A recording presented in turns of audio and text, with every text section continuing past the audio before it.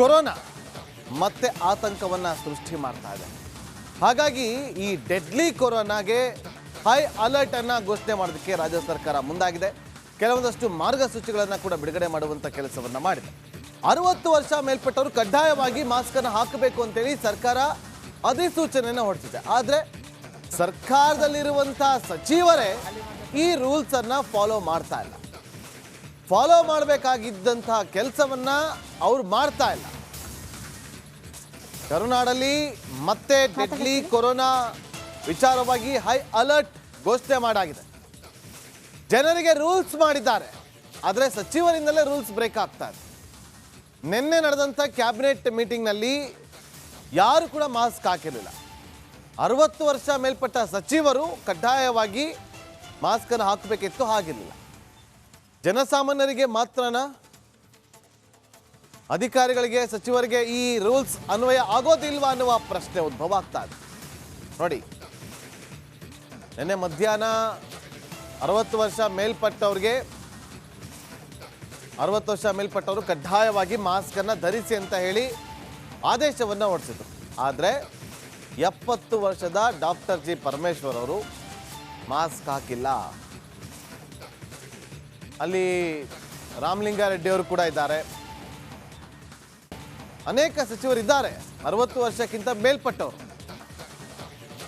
ಇವ್ರುಗಳೇ mask ಹಾಕಿಲ್ಲ ಅಂತಂದ್ರೆ ಜನಸಾಮಾನ್ಯರಿಗೆ ಯಾವ ರೀತಿಯಾಗಿ ನೀವು ಪಾಲನೆ ಮಾಡಿ ಅಂತ ಹೇಳೋದಕ್ಕೆ ಸಾಧ್ಯ ಆಗುತ್ತೆ? ಹೇಳೋದೊಂದು ಮಾಡೋದು ಮತ್ತೊಂದು ಅನ್ನೋ ರೀತಿಯಾಗಿದೆ.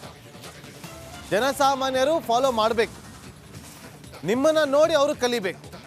ಆದರೆ ನೀವೇ ಫಾಲೋ ಮಾಡಿಲ್ಲ ಅಂದ್ರೆ ನಾಳೆ ಯಾರಾದ್ರೂ ಮಾಸ್ಕ್ ಹಾಕಿಲ್ಲ ಯಾಕಪ್ಪ ಅಂತ ಯಾರಾದ್ರೂ ಪ್ರಶ್ನೆ ಮಾಡಿದ್ರೆ ಸಚಿವರೇ ಹಾಕಲ್ಲ, ಮಂತ್ರಿಗಳೇ ಹಾಕಲ್ಲ, ನಾವ್ಯಾಕೆ ಹಾಕ್ಬೇಕು ಹೋಗ್ರಿ ಅಂತೇಳಿ ಅವ್ರಿಗೆ ಉತ್ತರವನ್ನ ಕೊಡುವಂತ ಪರಿಸ್ಥಿತಿ ಬರುತ್ತೆ. ನೋಡಿ ಬೇಕಾರೆ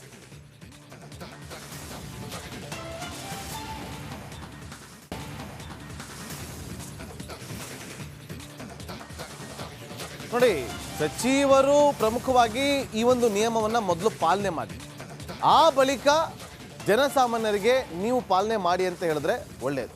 ಮತ್ತಷ್ಟು ಮಾಹಿತಿಯನ್ನು ಕೊಡೋದಕ್ಕೆ ನಮ್ಮ ಪೊಲಿಟಿಕಲ್ ರಿಪೋರ್ಟರ್ ಸುರೇಶ್ ಲೈವ್ ನಲ್ಲಿ ಜಾಯ್ನ್ ಆಗಿದ್ದಾರೆ. ಸುರೇಶ್, ಅವ್ರು ಮಾಡಬೇಕು, ಮೊದಲು ಫಾಲೋ ಮಾಡಬೇಕು ರೂಲ್ಸ್ ಅನ್ನ. ಆದ್ರೆ ಅವರೇ ಮಾಡ್ದೇನೆ ಜನಸಾಮಾನ್ಯರಿಗೆ ಫಾಲೋ ಮಾಡಿ ಅಂದ್ರೆ ಜನಸಾಮಾನ್ಯರಿಗೊಂದು ನ್ಯಾಯ, ಸರ್ಕಾರದಲ್ಲಿರುವಂತಹ ಅಧಿಕಾರದಲ್ಲಿರುವಂತವ್ರಿಗೊಂದು ನ್ಯಾಯನ? ಸುರೇಶ್,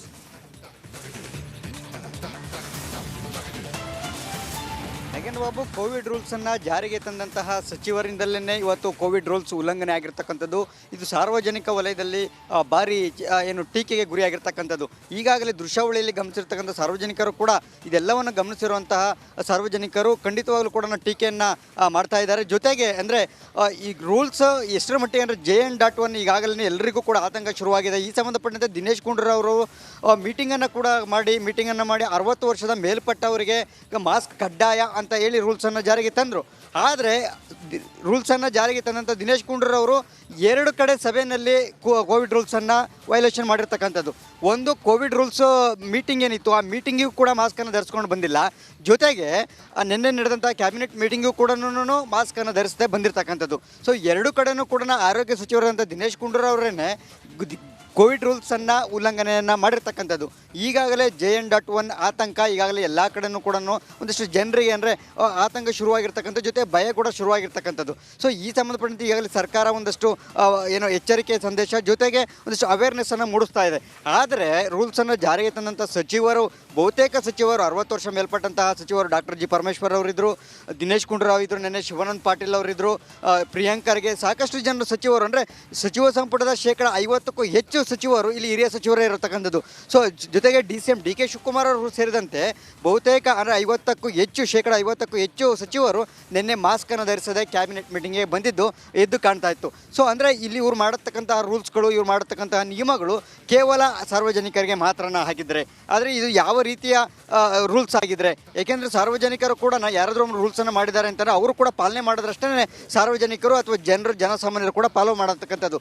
ಇಲ್ಲ ಅಂದರೆ ಅವ್ರು ನಮಗಷ್ಟೇ ರೂಲ್ಸ್ ತರ್ತಾರೆ, ಹಾಗಿದ್ರೆ ನಾವು ಯಾಕೆ ಫಾಲೋ ಮಾಡಬೇಕು, ಅವರೇ ಹಾಕೋದಿಲ್ಲ, ಹಾಗಿದ್ರೆ ಇದು ನಿಜಾನ ಸುಳ್ಳು, ಆಗಿದ್ರೆ ರೂಲ್ಸ್ಗಳೆಲ್ಲ ಅನ್ವಯ ಅವಶ್ಯಕತೆ ಇದೆಯಾ ಅಂತಕ್ಕಂಥದ್ದು ಸಹಜವಾಗಿ ಸಾರ್ವಜನಿಕರಲ್ಲಿ ಒಂದು ಅಭಿಪ್ರಾಯಗಳು ಶುರುವಾಗುತ್ತೆ. ಸೊ ಹೀಗಾಗಿ ಕೋವಿಡ್ ರೂಲ್ಸನ್ನು ಜಾರಿಗೆ ತಂದಂಥವರು ತಪ್ಪದೆ ಮಾಸ್ಕನ್ನು ಧರಿಸಿದ್ರೆ ಒಳ್ಳೆಯದು ಅಂತಕ್ಕಂಥದ್ದು ಸಾರ್ವಜನಿಕರ ವಲಯದಲ್ಲಿ ಹೇಳಿ, ಜೊತೆಗೆ ನಮ್ಮ ಅಭಿಪ್ರಾಯ ಕೂಡ ಅದನ್ನೇ. ಯಾಕೆಂತಂದರೆ ರೂಲ್ಸನ್ನು ಜಾರಿಗೆ ತಂದವರೇ ಪಾಲಿಸ್ತಾ ಹೋದರೆ ಜನಸಾಮಾನ್ಯರು ಪಾಲನೆ ಮಾಡ್ತಾರಾ ಅಂತಕ್ಕಂಥದ್ದು. ಥ್ಯಾಂಕ್ ಯು ಸುರೇಶ್, ನಿಮ್ಮೆಲ್ಲ ಮಾಹಿತಿಗಾಗಿ.